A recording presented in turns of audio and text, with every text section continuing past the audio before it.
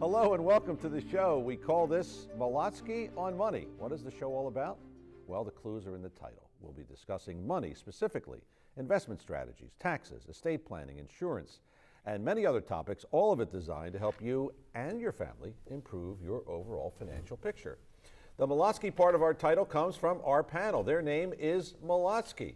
Each week, we'll have Stan Molotsky, president and founder of the SHM Financial Group, as well as Lee Molotsky, vice president of the SHM Financial Group. Stay tuned because we have valuable information on each show that we hope everyone can benefit from. Tonight, as we love to say here on the show, is no exception. A lot of good information, so stay with us. Stan, welcome. Good to have you back here. Thank you very much. I'm Molotsky on Money. I want to have a little background for those who may be tuning in for the first time on what you do. You've been doing it since 1958. I always like to throw that in to remind you. Back in the Not that you need a reminder. No. But what does your firm do, and you and Lee are partners obviously in the firm, but what do you do to help people as far as financial issues are concerned? Well, the firm's made up of a variety of people. Other than Lee and I, we have 3-4 other advisors, an in-house attorney. We work with a couple of accounting entities. One is a national accounting firm. We have a division that gets involved in mortgage placements, if that's what people want to do. Lee's involved with reverse, helping people that have an interest in the reverse mortgage thing, certain things that we do in relation to that. But our job is to coordinate what a client's overall plans are and make sure their goals and objectives and risk tolerance are constantly updated so that they can do all the things that they would like to do, and then pass on those assets to their heirs in the most expedient way and tax efficient way possible. Lee, how many times do you sit with clients or potential new clients and you see things and say, boy, this could be done better? Does that happen like 90% of the time? 75 to Really? 80% of the time, a little bit more efficiently and effectively, a little bit more cost efficiently, so the individual has a little bit more left after expenses in his or her pocket. Yeah. All right. Yeah. One of the things, and we're going to talk about this tonight because I know that Stan and Lee get this question, is what's the best thing to do? Like, what's the best financial vehicle? How do I make the most money? And people ask you that all the time. Well, right? the answer is a standard answer. There is no answer. Right. It's all based on specifics, and it's all based on time. It's all based on what is going on at the particular time economically and politically. And there's certainly changes going on at this particular point in time. And you have to coordinate that with the goals, objectives, and risk tolerance of the particular people that you are talking to. And we're titling tonight's show, as you just saw, mutual funds versus ETFs versus individual stocks. And Lee, everybody seems to have an opinion with any or all of those. They do. Yes, they do. Yeah. So let's drill down a little bit. We have the difference between mutual funds, ETFs, and stocks. Are they all good? Are they all bad? Or any of them good? It really depends upon your own goals and objectives. But let's start out by the mutual fund discussion. Mutual fund is a package of whether it's stocks or bonds or combination of them. And it's under someone's management. The manager gets a fee and is paid to help you manage your money in a mutual fund. The mutual fund manager is really one of the most important items when you're looking at a mutual fund and comparing mutual funds. How long has that manager been doing what he or she has been doing, and what are the expenses of that particular mutual fund? All right, Stan, now let's talk about ETFs. Can you explain that? Because I know that's been becoming more and more popular. So what exactly, when you say ETF, what is that? Well, the ETF is an exchange-traded fund that mirrors what some of the mutual funds do, and it tends to be somewhat more cost-efficient. Plus, when you purchase or sell a mutual fund, you have to do it based on the price at the end of the day. With an ETF, it's traded like an individual stock, so you can buy or sell that particular ETF anytime during the day. You don't have to wait to the end of the day to make your purchase or your sale. So it becomes more efficient based on the erraticness of the markets, which we are currently confronted with. And why is that important? Is it because you can react quicker depending on what's happening? Absolutely. That's exactly what you can react quicker. You can take advantage of the particular trends that are going on at that particular moment. And also, like Lee mentioned, there's in an ETF as well as a mutual fund, there is an internal management fee that goes to the managers of that particular package. And with an ETF, the tendency is for that management fee to be substantially less than it would be with a mutual fund. And with a mutual fund as well, as with an ETF, the critical thing is to look and know what the fees are as it pertains to that particular deposit that you are making. In a mutual fund, you want to make sure in today's world that you are purchasing a mutual fund that has no upfront cost. It's what they call a no-load fund. And you want to make sure that that fund has no withdrawal charge at the end. And you also want to make sure that the internal management fees are substantially less than what other funds would be. And our job is to compare that, and we have a report that we prepare for anybody who has mutual funds. It's called our custom mutual fund review. You have a report for everything, it seems like. We do, Right. and you know, it's amazing, you know, going back a while in this business, we didn't have the advantage of that. Now we have access to multitudes of information, and Lee keeps pointing out we should be doing more and more in that area, and he's driving me into that particular arena, kicking and screaming, but it's so true. You know, the younger people at the firm, with the innovations that are going on in the computerization and the technology, it's absolutely fantastic. So it allows us, and we've partnered with a couple of entities to provide us with all this information. Sometimes it's too much information, but it gives us information that we then present to the client, and then we analyze it and conclude with what our opinions are. Better too much than not enough. We think so, yes. Right? As long as it's not an overkill with information. Sometimes you have too much information and you get paralyzed with the information. Our job is to go through that and then present the findings in a one-page report that people can act upon. Lee, everybody talks about individual stocks, and that's part of what we're talking about tonight. The question is, how do they work? Because everybody, and it seems like everybody has a stock tip, which I'm sure people tell you about all the time. Explain an individual stock, how that works.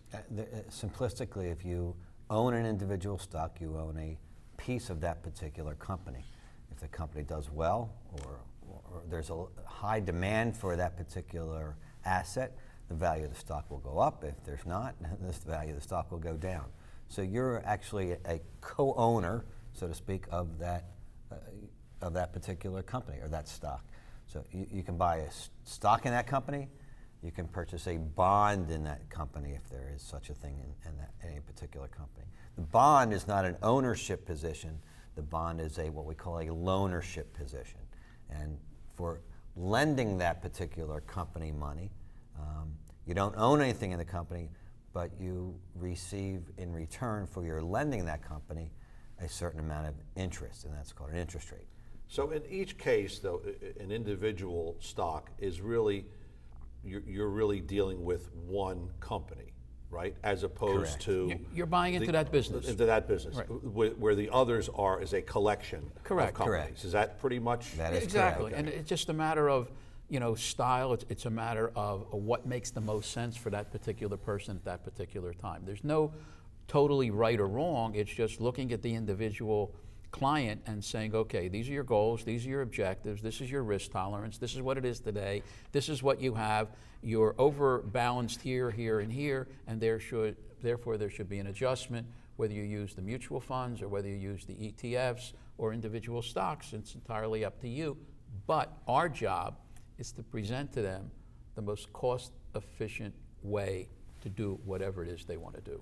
We have more to talk about here on this version of Molotsky on Money. We're discussing mutual funds versus ETFs versus individual stocks. So what's better? What's best for you? Well, we're going to talk about that more here on Molotsky on Money with Stan and Lee Molotsky.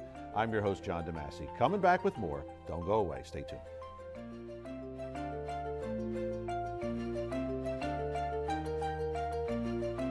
As you approach the day you retire, you approach the retirement cliff. For nearly every American, Social Security is a big part of your bridge over the cliff and into retirement. When you have a personalized Social Security maximization report, you will hold in your hands a blueprint for the bridge to carry you safely over the retirement cliff. You will know exactly what to do and exactly when to do it. Social Security Maximization Report.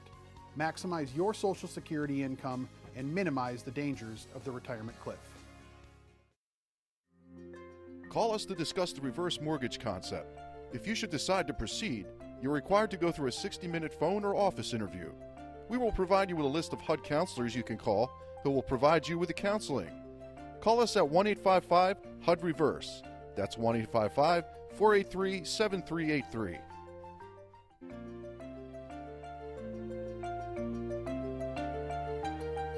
Welcome back to Molotsky on Money with Stan and Lee Molotsky. I'm your host, John DeMasi. We're here every week at this time, and we discuss a variety of financial issues. Tonight, it's mutual funds versus ETFs versus individual stocks. What's the best for you? And we're going to talk more about that here on the show. So is it better, Stan, to own a mutual fund, a couple of mutual funds, or is it better to have an ETF? None of the above, all the above. Okay.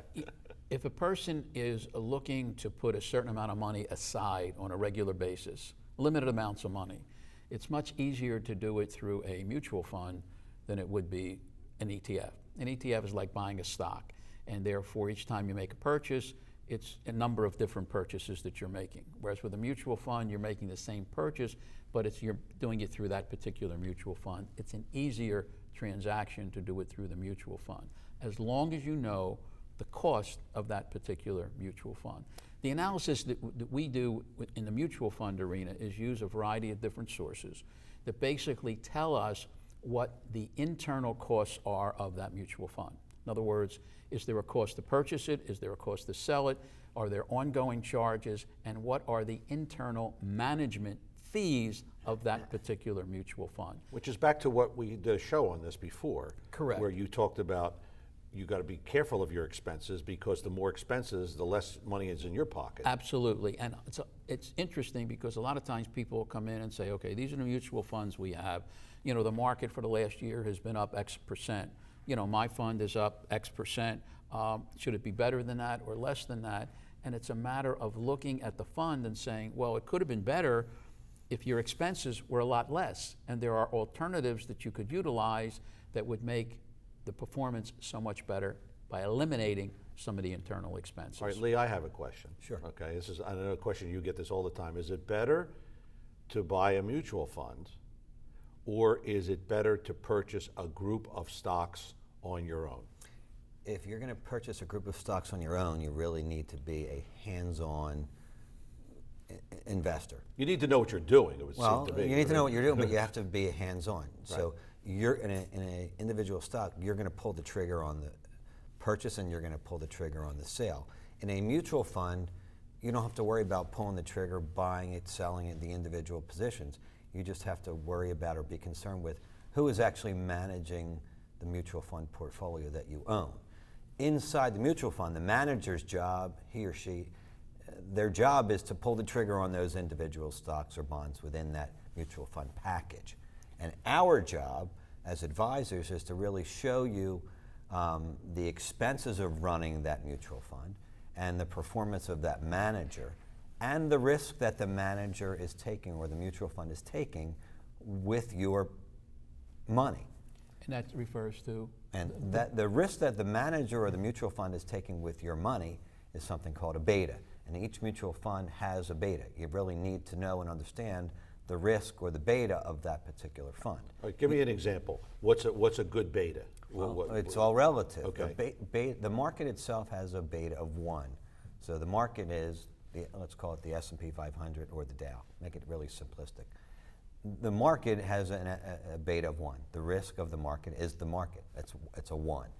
If your beta of your mutual fund is 1.3, that means the fund or ETF that you have is 30% more than the beta of the market.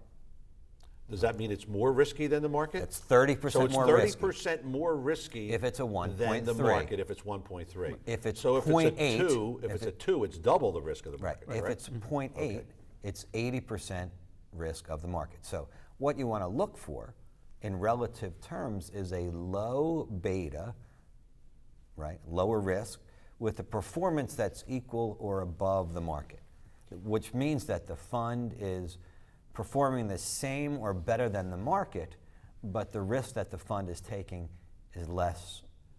than the market And itself. Stan, this is something you help people with, correct? Right. It all comes back to going through the SHM Financial Group's financial stress test, which in turn allows us to determine what their risk tolerance really is.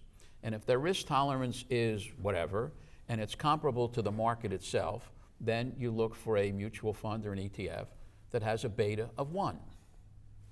That's the market. That's the market, right. If their risk tolerance is less, then you look for a situation that is less than 1. And then you compare that to all of the other funds in that particular category, and then you make a selection or a suggestion based on that particular analysis in that particular category. Everybody, like Lee said, must know what the beta is of their particular fund. All right, I have another question, and this goes to what we're talking about tonight on the show, our topic. Is it better to own, and neither one of you can answer this, is it better to own ETFs or, again, to purchase a group of stocks on your own? Simple answer. Comes back again, and we keep saying this, comes back to goals, objectives, and risk tolerance, and how much involvement one wants to make. In today's world, in the financial planning process, there are alternatives to all of that. You can put money into situations that link your performance to the markets without the loss potential of the market. Think about that for a second. You get the gains, but you don't get the loss. But you don't get all the gains. Okay. You get a percentage of the gains, but you never have the loss. And each year that you have a gain, that becomes part of your new principal. So each year, the worst could happen is you're even. If the market's down 20% or 10%, you are even. If the market goes up, then you get a percentage of that gain each year, and that becomes your new principal. And if the market deteriorates the next year, you can't lose that. So for some people, that makes a great deal of sense. We had an example, if you remember a couple of weeks ago here on the show, we had an example when you were doing your custom annuity review, and you mentioned to me that this particular person who became a client had an annuity that had principal protection. If he had not had that, he would have lost like half his money. Well, that's part of the risk tolerance process, exactly. And there are other vehicles other than annuity-linked things that also offer the same kind of linkage. They're called banknotes, and that's a whole separate discussion for another show. But these are things that we use through the managed money process, our fee-based platform that we utilize, utilizing these kinds of things. So there's programs that are available for just about everybody based on what they're trying to accomplish. We keep saying that your tools are massive. Your kit is massive. Unlimited. And it seems to get bigger with every show. Well, it does, and it is, and that's the fascinating thing. It's what I love about this business, the things that keep improving that make it better for us to offer to the different clients that we have and the new clients that we're in the process of accumulating these different tools that are available. All right, we have more to talk about here on the show. It's Molotsky on Money. We are here every week at this time, and we discuss a variety of issues, all of it, of course, financial in nature. Tonight, mutual funds versus ETFs versus individual stocks. What's better? Yes, we'll tell you more. Stay tuned. With Stan and Lee Molotsky, I'm your host, John DeMasi. More Molotsky on Money in just a moment. Stay there.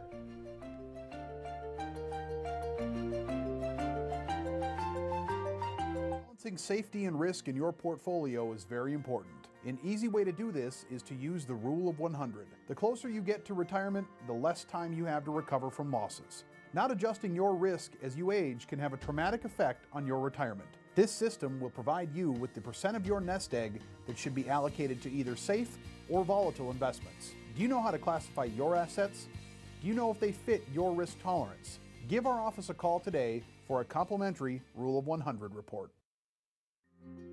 Call us to discuss the reverse mortgage concept. If you should decide to proceed, you're required to go through a 60-minute phone or office interview. We will provide you with a list of HUD counselors you can call who will provide you with the counseling. Call us at 1-855-HUD-REVERSE. That's 1-855-483-7383.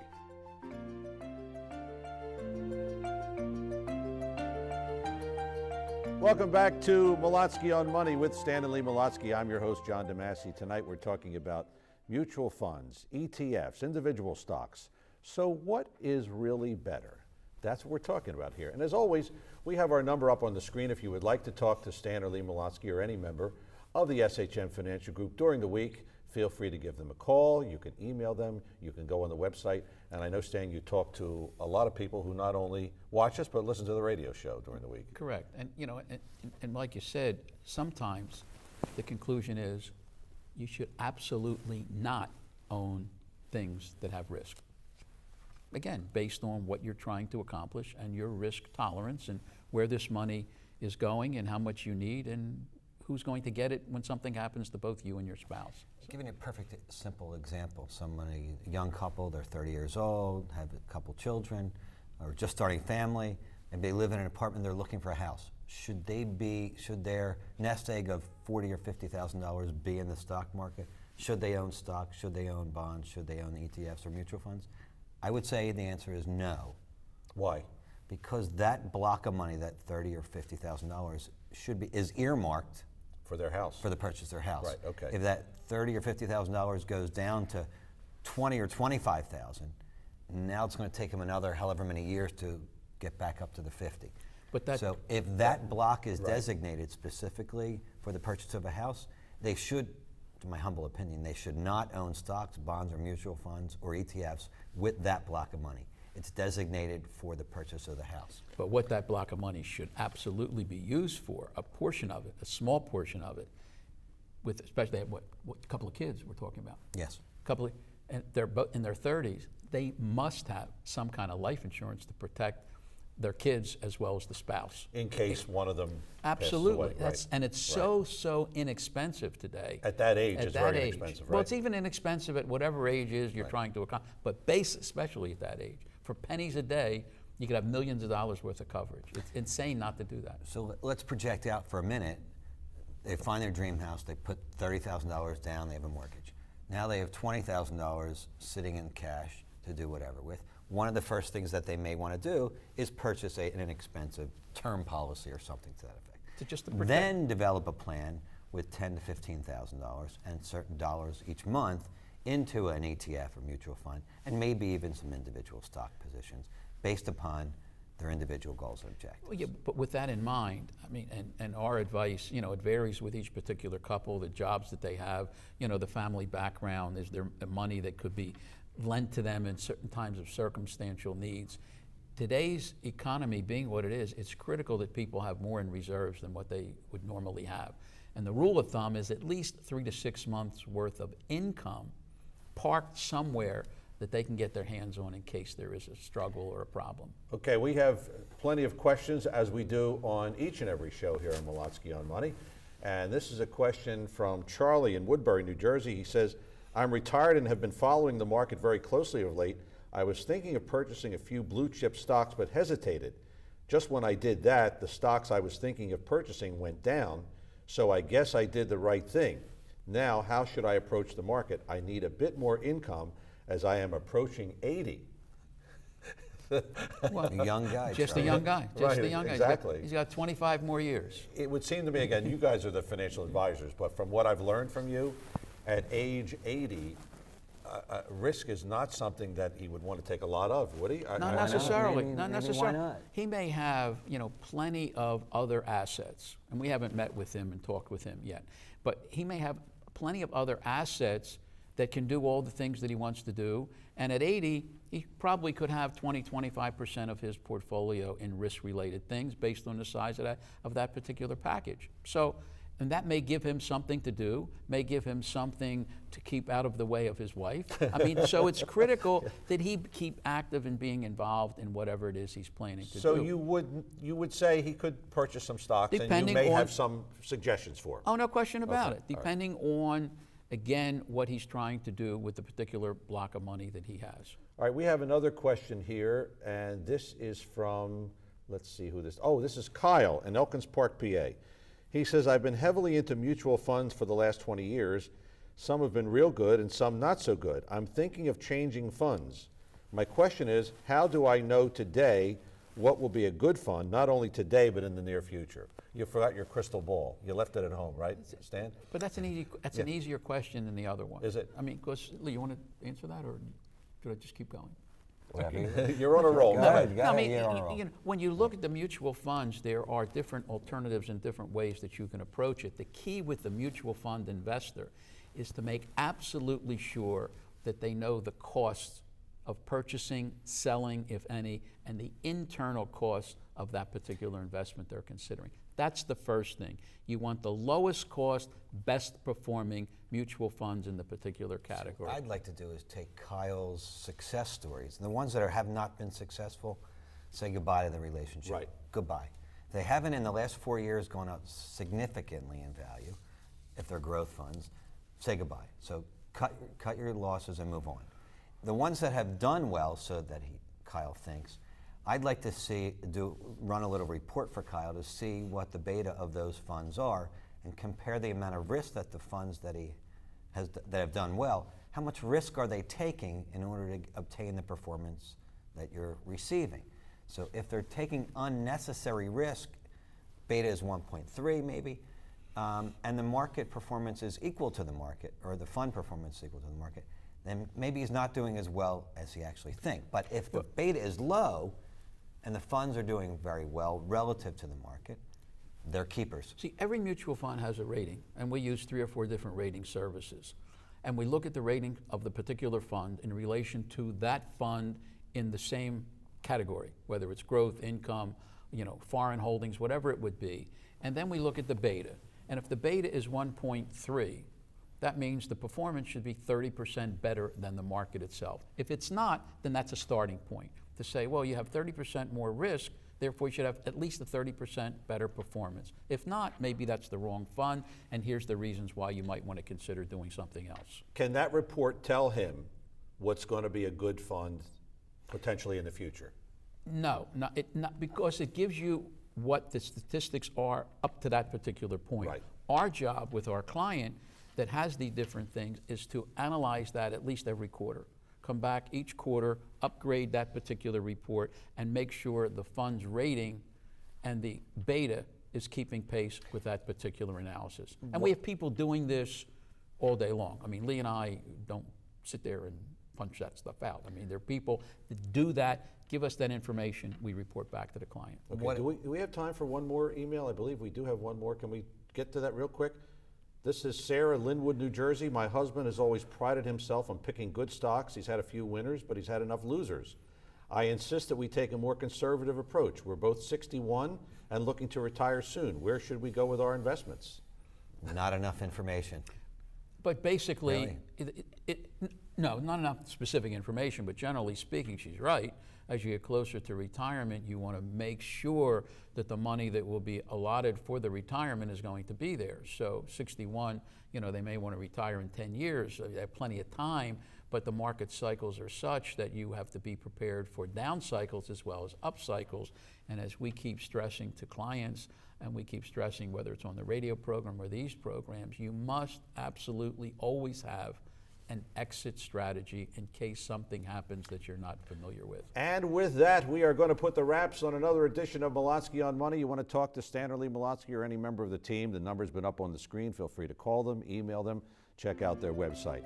For Stanley Molotsky, I'm your host, John DeMasi. It's always a pleasure. Thank you for watching. We'll talk to you next time. Molotsky on Money, right here. Take care.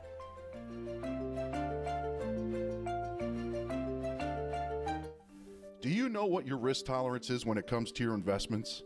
Do you know exactly what you have in your portfolio? The SHM Financial Group have developed a very important program called a financial stress test. It's simple, quick, and can help you in your future financial plans. Contact the SHM Financial Group to schedule it. Offices in Collingswood, Voorhees, and Lakehurst, New Jersey. Call 1-800-MONEY-SHM. That's 1-800-666-3974. Call us to discuss the reverse mortgage concept. If you should decide to proceed, you're required to go through a 60-minute phone or office interview. We will provide you with a list of HUD counselors you can call who will provide you with the counseling. Call us at 1-855-HUD-REVERSE. That's 1-855-483-7383.